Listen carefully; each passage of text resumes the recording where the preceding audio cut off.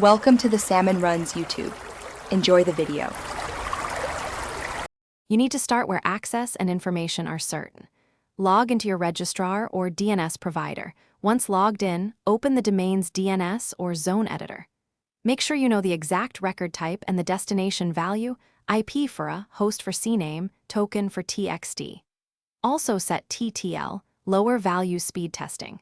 If you're using third-party services, copy any verification string first. Now locate the add record, or create button so you're ready to input the details.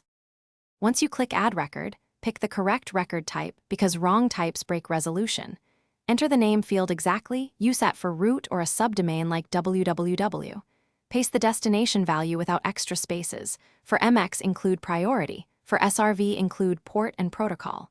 Set TTL based on testing needs. Then save. After saving, review the zone list to confirm the new line appears and contains no typos, because a single character mistake prevents propagation. Final steps are verification and cleanup. Use dig or ENSLOOKUP to query the record and confirm the expected value. Check multiple public DNS resolvers. Clear your machine's DNS cache and browser cache, and test on mobile data if needed. If the record doesn't show after propagation window, make sure you edited the correct zone and that registrar name servers point to the DNS host. Also watch for common syntax errors like trailing dots or wrong priorities.